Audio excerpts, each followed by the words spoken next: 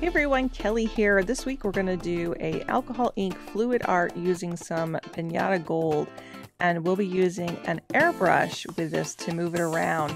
So this is actually a live demo that I did for my Facebook group. I have a exclusive Facebook group just for my students from Udemy and Skillshare, and I had a little trouble this week. I'll tell you all about it in a few minutes, but we're going to show you this demo, so stick around and I'll show you the details. Welcome to my YouTube channel, where I have new videos every Tuesday at 9 a.m. Eastern Standard Time. So make sure you click that subscribe button and click the little bell and you'll never miss one. So happy Tuesday, everyone. Love to have you back. If this is your first time here on my channel, welcome. And for those of you that have been following me for a while, you may have heard about the student challenge that's happening this week. And if you haven't, this is our first student challenge. It's starting March 11th through the 18th, so it's only day 2. And I wanted to give you all a chance to really continue to refine your air skills from the live video that I did on my Facebook group. And if you don't own an airbrush, that's okay. Feel free to try a straw, canned air, anything that's going to move your inks or your watercolors. So I want to try something a little different with you. So the challenge is to create a Instagram series or any other social media, either Facebook, Pinterest, whatever social media platform that you use, featuring a few colors, some pens, and some doodles with your air pieces. So you can express yourself using any type of paper, any type of colors, any type of pens, whether it be Sharpies, Posca pens, Spectrum, Copic, whatever you have, and use your imagination. And this is really all about getting creative for the week. So I'd like for it to be a series of at least 3 or more separate paintings, and it can also be a way for you to show off your art skills on Instagram or any platform that you choose. And feel free to follow me on Instagram as I post a color for each day for the next week to help inspire you. So you can make sure to tag me at Kellie_fine_art on Instagram or Facebook, and use the hashtag #AirChallenge. So post your projects in the thread or in the Facebook group, and I hope to do a video of review of all the students' projects taking place, March 27th at 2 o'clock on my Facebook page, and then I'll probably be posting that here on YouTube as well. So make sure if you have your project in by then, and if you want to have your project added to the video, make sure that you tag me, and I am really looking forward to seeing everyone's projects. So speaking of projects, we had our first day yesterday, and you can still make it up. So again, I'm only doing 3 projects, but our first day's color was yellow for Monday. And for our Tuesday's tag, I wanted to share with you AnnaMarie's beautiful Have a Rosy Day. She did the Air Art Challenge. She hashtagged me, and these are just some gorgeous flowers that she did. Congratulations to AnnaMarie, and I am so looking forward to seeing everyone's work. I had mentioned I had a rough weekend, so we lost our power. The underground line to our house evidently fried. So we were without power for almost the whole weekend. We finally had this emergency crew show up on Sunday, and they were able to at least troubleshoot, and we had an electrician here on Monday, and they ended up putting power above ground for us. So we are finally all set after using the generator all weekend off and on. And we had snow, and we had great time. We just basically sat here and were able to watch movies and snuggled up. And yeah, so I didn't work much this weekend. So I had done a live Facebook group, as I had mentioned. So that's what I'm going to share with you guys today. So you get to see that. It's part of the Air Art Challenge. So you can check that out. And again, I would love to see what projects you guys all come up with and post that in the video coming up. So here we go. So today we are going to work with a Masters airbrush. This is the really inexpensive little Masters airbrush, and I have a YouTube demo with it. I kind of walk you through it, but I basically just use this little one for air. And I'm going to turn up the sound a little bit here just so you can hear the sound that this makes. And I'm doing this on Yupo paper as usual. We'll be using alcohol inks, the Pinata brand, and I just have 2 colors I'm going to be using here. It's just the blue and the orange. And you can see I get some nice little spindly movement here with it. There's a little bit of blending solution on here. And I was interested to find out that the blending solution, I mean, I know it has some other things in it rather than alcohol, but I found out that it does have a binding agent for the inks. So I knew that when you used alcohol, obviously it really lightened the alcohol inks, but it also makes it so that it doesn't bind as well. So that was an interesting little fact to find out. So I've been using a little bit more of the blending solution, plus I find it doesn't smell quite as much either, so that's really nice, and especially when you're using larger pieces.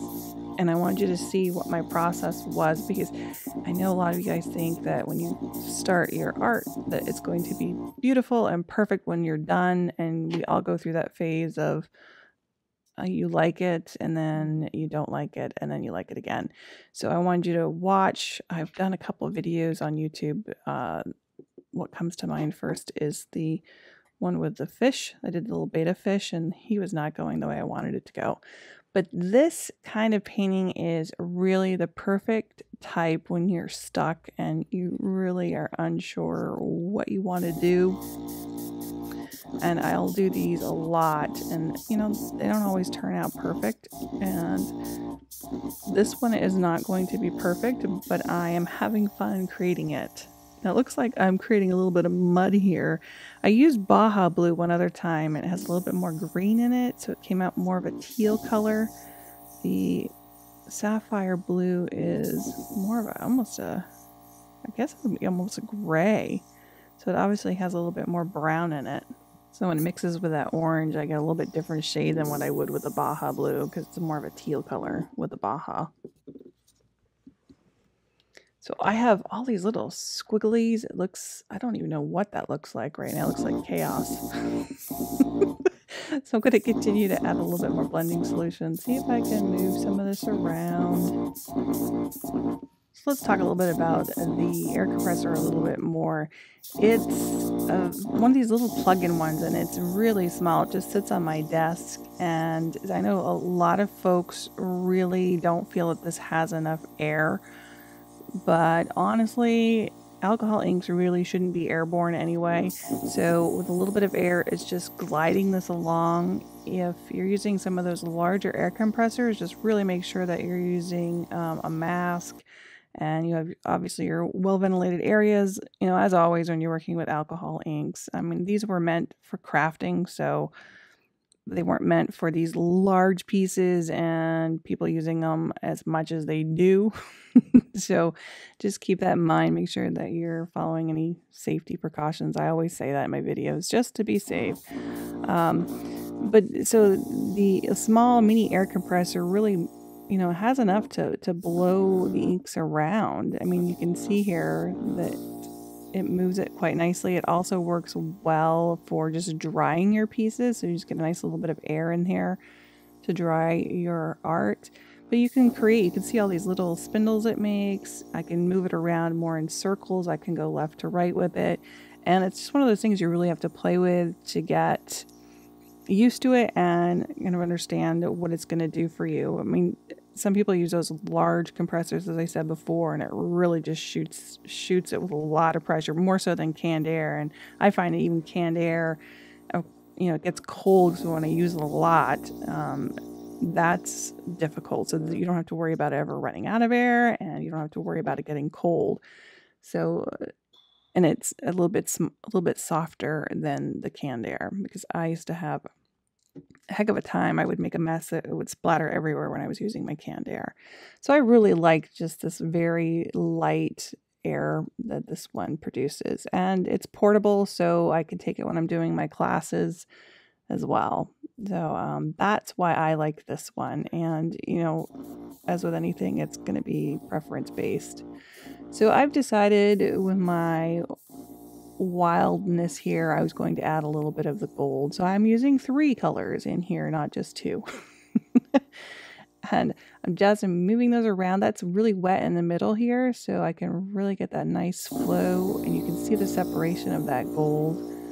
This is one of my favorites, and if you have looked up on YouTube lately, or even on the Alcohol Ink art community, gold seems to be a really big thing right now. I think the first person I ever saw use it, other than before I started using the Pinata alcohol inks, was Jane Monteith, and we did a YouTube video a while back with, mine was actually with eggshells, and we did alcohol ink, and then we did the resin on top, and then she did a mosaic pattern with hers, which was really neat. If you're interested in watching the video collab with Jane, you can click on the top right link up here, and you can watch that. But I loved the gold, and so she was the first one to tell me about the gold and the Pinata inks, because I had been using Ranger inks all along. So since then, I just love using it in pieces, and she's got a lot of her work out there now, and she uses a lot of gold in hers as well. So I'm going to drop in a little bit more color here, and that didn't work. They look like two eyeballs to me, some scary little creatures. So let's connect those, add a little bit more.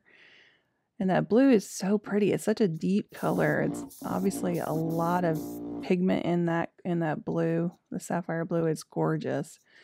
I'm going to lighten it up here a little bit, adding a little bit more blending solution. And I think I'm going to add a little bit more gold in here as well. Just not enough gold.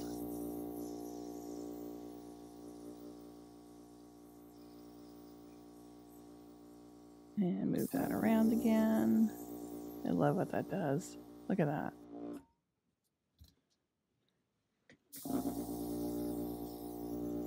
So who has some questions for me? I am here. I've been yapping the whole time. I think that's the other great thing, because I'm doing this recording and not painting at the same time. I think I'm talking a lot more. Well, I say it's a good thing. Maybe it's not a good thing. Oh. Yeah, so if you have some questions, let me know. Leave me a comment down below. And also, where are you guys from? I'm always amazed to see, because I teach classes all over the world now, and I think we have 85 different countries that are taking online courses. So it's so cool to be able to meet people from all over the world.